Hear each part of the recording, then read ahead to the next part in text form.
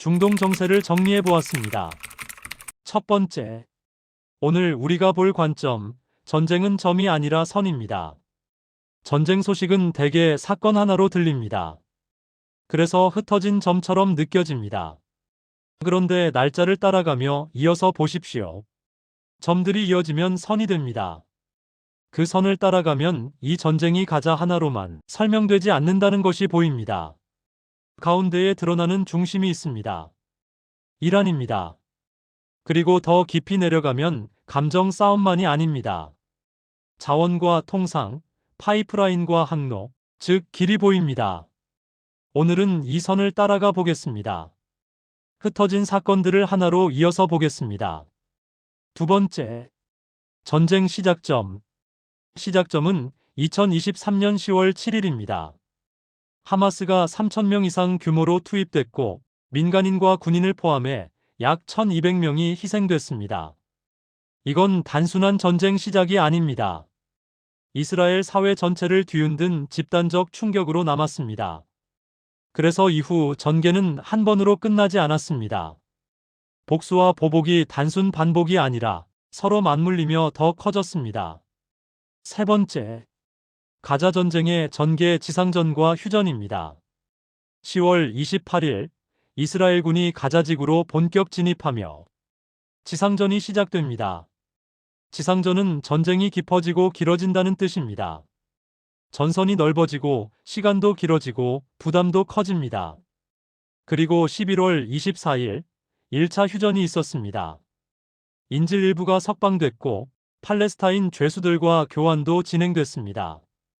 여기서 사람들은 이제 끝나는가, 국면이 바뀌는가를 기대합니다. 하지만 동시에 다른 신호도 보입니다.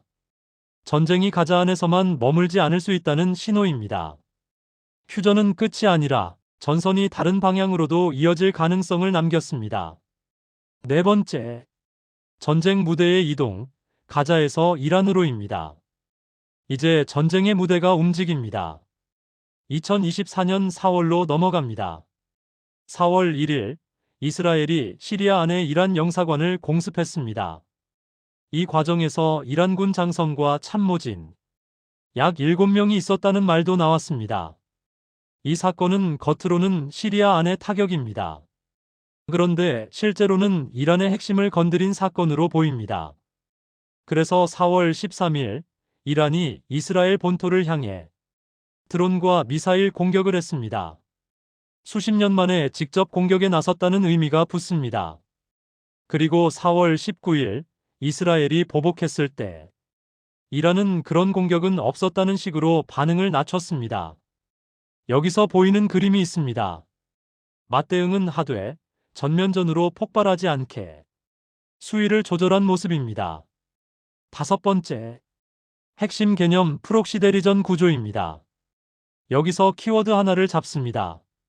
프록시입니다. 프록시는 뒤에서 밀어주고 앞에서 싸우게 하는 대리전 구조입니다. 그래서 전쟁이 여기저기서 동시에 터지는 것처럼 보입니다. 가자에서, 레바논에서, 예멘에서, 시리아에서 각자 전쟁처럼 보입니다. 하지만 연결하면 공통점이 나옵니다. 하마스 가자, 헤즈볼라, 레바논, 후티 예멘. 이들은 이란이 지원하는 세력으로 함께 묶여 이야기됩니다. 이 구조를 이해하면 왜 전쟁이 가자에서만 끝나지 않는지 이해가 되기 시작합니다. 여섯 번째, 프록시 수장 제거의 연쇄, 하마스 헤즈볼라 후티입니다.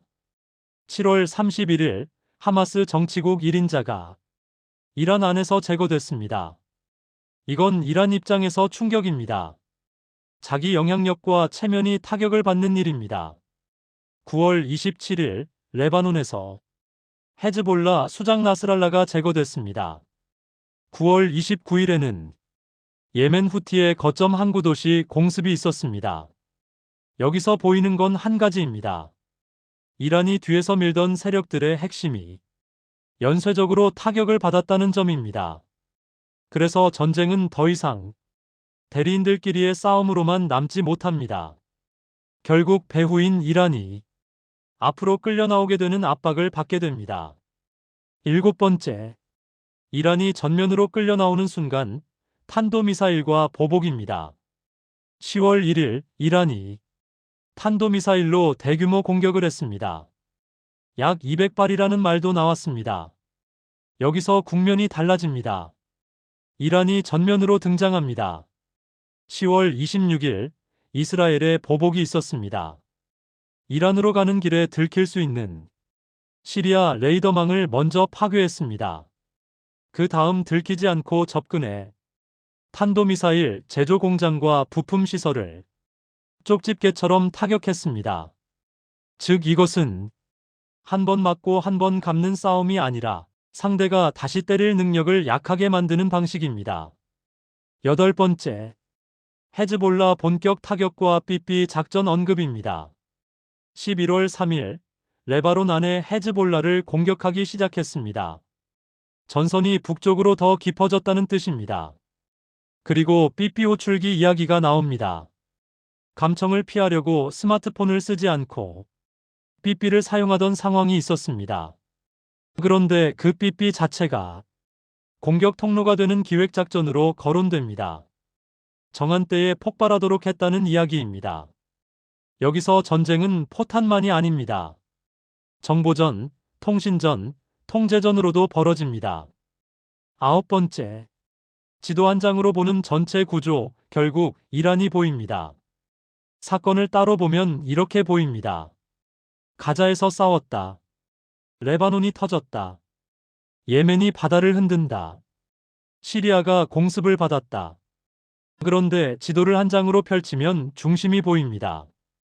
북쪽에 헤즈볼라, 서쪽에 하마스, 남쪽에 후티, 그리고 동쪽으로 이라크 시리아에 퍼진 영향력이 있습니다. 결국 결론은 이것입니다. 전쟁이 분산된 것처럼 보여도 중심이 하나로 모입니다. 이란이 보입니다. 10번째, 더 깊은 바닥 자원, 전쟁은 길, 즉 흐름 전쟁입니다. 이제 더 바닥으로 내려갑니다. 중동 전쟁의 핵심은 자원 전쟁입니다. 석유, 천연가스, 곡물, 광물. 그런데 자원은 있는 것만으로 끝이 아닙니다. 흘러가야 힘이 됩니다. 그래서 중요한 건 어디에서 어디로 흐르느냐입니다. 바로 길입니다. 파이프라인, 운송로, 항로. 길이 열리면 힘이 생기고 길이 막히면 영향력이 무너집니다. 그래서 자원 전쟁은 결국 길의 전쟁으로 보입니다. 11번째, 시리아가 왜 핵심인가? 유럽으로 가는 문입니다. 시리아는 지중해로 나가는 문이고 유럽으로 이어지는 문입니다. 문을 잡으면 흐름을 잡습니다. 그래서 강대국들이 시리아를 포기하지 않습니다. 이건 한 나라의 문제가 아니라 길 문제로 보입니다. 12번째, 파이프라인 갈등, 길을 놓고 벌어진 충돌입니다. 카타르를 통한 제안이 있었고 시리아는 러시아의 이익을 이유로 거절했습니다. 또 다른 라인도 이야기됐지만 전쟁 때문에 첫 삽을 못 떴습니다. 여기서 포인트가 뭡니까? 전쟁은 전장만이 아니라 길을 멈추게 합니다. 길이 멈추면 자원도 멈춥니다. 돈도 영향력도 멈춥니다. 13번째, IMEC 새로운 길이 나온 뒤 전쟁이 터진 흐름입니다. IMEC가 나옵니다.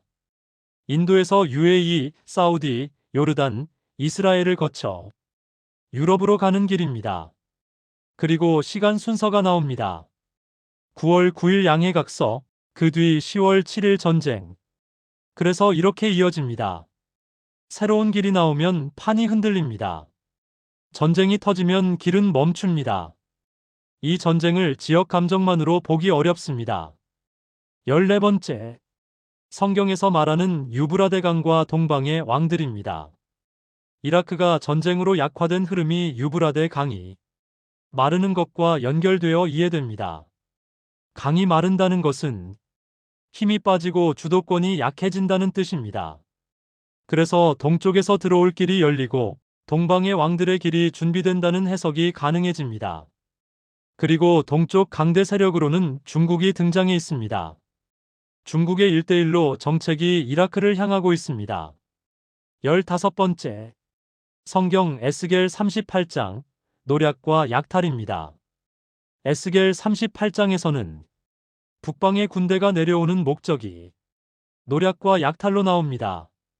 즉 전쟁의 바닥에는 명분만이 아니라 빼앗음이 있습니다. 자원을 장악하고 자원의 흐름을 통제하려는 전쟁으로 이어집니다. 16번째, 하나님의 눈동자, 이스라엘, 중동 정세를 정리하다 보니 흥미로운 현상이 눈에 들어왔습니다. 중동 헤게모니를 다투는 대표적인 나라들이 있습니다. 이집트, 이라크, 시리아, 이란, 사우디 등입니다. 중동 지역에서 주도권을 쥐기 원하는 나라들의 대표적인 특징은 이스라엘을 적대시하거나 심하게는 아예 존재 자체를 부정합니다. 아랍권 혹은 이슬람권의 대표성을 주장하기 위해 취하는 전형적인 정책입니다. 그러나 근대 이스라엘 국가 수립 이후 70년의 중동 역사를 살펴보면 위와 같은 정책을 취하면서 이스라엘과 전쟁을 벌이고 이스라엘을 공격한 핵심 국가들은 놀랍게도 50년이 지나면서 그 국력이 현저히 약화되어 주도권 다툼에서 멀어지는 현상이 확인됩니다. 순서대로 정리하면 이집트, 이라크, 시리아가 그러했고 오늘날에는 이란이 그 전형적인 패턴의 답습을 보여주고 있습니다. 만군의 여호와께서 이같이 말씀하시되 영광을 위하여 나를 너희를 노력한 여러 나라로 보내셨나니 너희를 범하는 자는 그의 눈동자를 범하는 것이라. 스가랴 2장 8절 말씀. 아멘. 17번째, 성경 하박국 강포 하마스. 하박국 1장에서 강포가 반복됩니다. 그 강포가 히브리어로는 하마스입니다. 히브리어와 아랍어는 다르지만 폭력의 시대, 테러의 시대를 비추는 상징으로 해석됩니다. 그리고 하박국 2장으로 넘어가며 정한 때가 되어 등장하는 하나님의 말씀이 있습니다. 우리는 무엇 위에 설 것입니까? 여기서 질문이 정리됩니다. 우리는 무엇 위에 서 있습니까? 뉴스의 파도 위입니까? 분노와 공포 위입니까? 아니면 말씀 위입니까? 상황은 흔들립니다. 전쟁 소식은 계속 밀려옵니다. 그러나 믿음이 서 있으면 흔들려도 무너지지 않습니다. 마지막 때에는 믿음이 있는 자를 찾으십니다. 믿음을 가지십시오. 지키십시오. 전파하십시오. 세상이 흔들려도 말씀은 거짓되지 않습니다. 비록 더딜지라도 기다리라는 말씀을 붙듭니다. 그리고 이 시대에 우리가 붙들어야 할 것은 두려움이 아니라 믿음입니다.